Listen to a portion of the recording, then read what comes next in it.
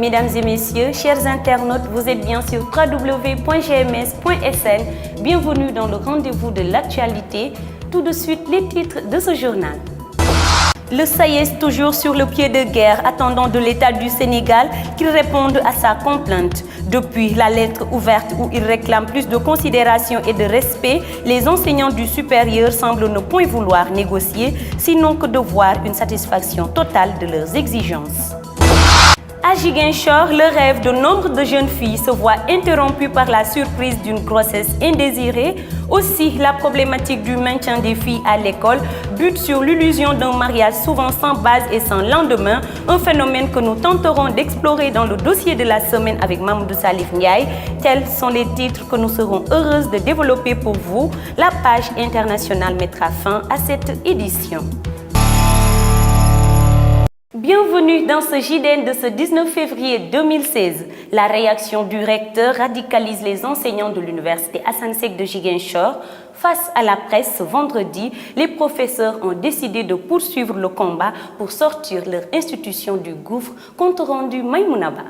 Ce vendredi matin, le syndicat autonome de l'enseignement supérieur de l'université Assane Seck de Ziguinchor a tenu un point de presse motivé par la sortie du recteur après la publication d'une lettre ouverte adressée au chef de l'État. Aujourd'hui, cette sortie s'inscrit dans la dynamique de confrontation entre enseignants et recteurs de l'université Assane Seck de Ziguinchor. Nous avons dit dans notre lettre ouverte au président de la République n'est pas vrai. Donc on a apporté le démenti, chiffres et éléments en preuve. Deuxième élément, c'est par rapport au fait qu'il affirme que notre action, c'est en fait l'action d'une portion d'enseignants dans cette université. Nous avons apporté le démenti en fournissant une déclaration du SATIC. Ce que nous disons, le fait de dire que nous avons mal et que l'UAZ est en péril, il l'avait déjà dit. Donc nous ne sommes pas seuls.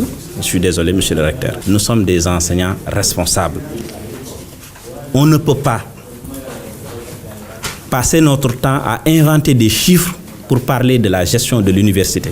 En fait, si ce n'est pas vrai, nous serons accusés de diffamation. C'est ce démenti-là que nous voulions apporter aujourd'hui. On veut que toutes les dettes dues à ces vacataires soient épongées. La confrontation semble inévitable à l'université Assane Seck de Ziguinchor, à moins que les autorités prennent en charge les exigences des enseignants en termes d'amélioration de leurs conditions de vie et de travail. Les chauffeurs et autres transporteurs ne sont pas insensibles à la baisse du prix du carburant. Le sentiment de satisfaction noté chez eux est largement partagé par la population qui souhaite par ailleurs une généralisation de cette mesure. Reportage Grégoire Badjet. À la gare routière de Ziguinchor, les chauffeurs affichent une bonne mine depuis cette seconde baisse du prix du carburant. Le gouvernement accède ainsi à une forte demande des chauffeurs et autres transporteurs. Quand il y a diminution, il y a un avantage d'un côté. Nous rendons grâce à Dieu, mais on pourrait encore beaucoup diminuer pour avoir l'impact sur les billets de transport. Si on entend la baisse, on est content, mais on souhaite beaucoup encore. Cette seconde baisse du prix du carburant aura-t-elle un impact sur le prix des transports? C'est ce que souhaitent en tout cas les clients qui interpellent les transporteurs. Si on diminue le prix du gasoil, on pourrait bien diminuer le prix du transport. On espère que tôt ou tard, ils vont diminuer. Comme ça va nous arranger aussi, nous les clients du Cap. Parce que le billet du Cap Ziguinchor nous cause des problèmes parfois. En tout état de cause, cette baisse, la deuxième en un mois, a suscité un réel espoir chez les populations qui attendent de telles mesures sur d'autres produits de consommation courante. Le dossier de la semaine boucle avec la scolarisation et le maintien des filles à l'école. Face à cette situation qui constitue la salvaguarde de la SCOFI qui se bat sur le terrain, à Ziguinchor, le ratio entre filles et garçons en termes de performance est favorable aux jeunes filles. Voici Mamoudou Salif Ndiaye dans le dernier tournant du dossier de la semaine consacré à l'éducation dans la capitale du Sud. L'éducation, et en particulier des filles et des femmes, est un droit fondamental. Elle est aussi un levier de développement important dans tous les domaines, car elle a des incidences positives sur tous les indicateurs de santé, de développement économique, sur le contrôle des naissances et sur la cohésion sociale en général. Consacrer un effort prioritaire à la scolarisation et au maintien des filles contribue à la construction d'une société plus cohérente et inclusive. Ainsi, en se fiant au ratio filles-garçons en termes de performance, Ziguinchor est sur la bonne voie. Au CP, j'ai 29 filles contre 16 garçons. Vous voyez, 25 filles contre 22 au CE1, 27 filles contre 17 au CM1, 18 filles contre 17 dans un CM2. Même partout, il y a quand même une légère dominance des filles. Même si ce n'est pas partout, mais quand même le taux est acceptable. La SCOFI également est en train d'abattre un travail considérable pour le maintien des filles à l'école. Je peux dire que ça s'améliore. La scolarisation s'améliore.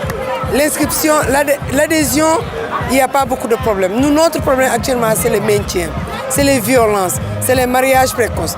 Actuellement, on a fait une petite enquête au niveau de Ziguinchor jusqu'à Niagis, Adéane, Diagno. Mais pour vous dire qu'on a eu 89 cas de mariage. Et ce n'était pas toutes les écoles. On a pris 6 CM et 4 écoles élémentaires. Mais on voit très tôt les enfants, les filles sont données en mariage. Donc nous luttons pour ça. Même si le maintien des filles dans le circuit formel de l'éducation est un défi majeur des autorités en charge de l'éducation, toute la société doit s'y impliquer. La lecture de l'actualité internationale assurée aujourd'hui par Mathilde Ramabalde. L'Autriche a décidé d'imposer des quotas journaliers à compter de ce vendredi.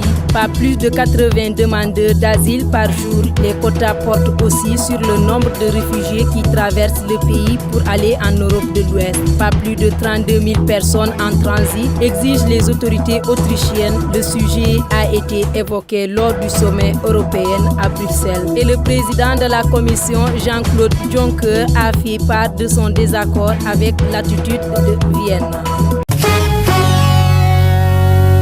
Enfin, les primaires américains vivent du rythme des sondages et dans la course de l'investiture démocrate pour la Maison-Blanche, Bernie Sanders resserre l'écart. En un mois, il a rattrapé plus de la moitié de son retard sur Hillary Clinton. Sanders a le vent en poupe depuis sa victoire à la primature du New Hampshire. Un sondage le place même devant Hillary Clinton au niveau national. Impressionnant quand on voit qu'au début de l'année, l'ex-première dame avait 20 points d'avance. Vous qui avez suivi ce journal jusqu'à terme, merci de votre fidélité. Restez connectés sur www.gms.sn. Une large palette de magazines vous sera consacrée avec Actu Semaine, Horizon d'hiver et le dossier de la semaine commenté et réalisé par Mamadou Salif Ndiaye. N'oubliez pas, la vie est un combat et chaque jour est une bataille.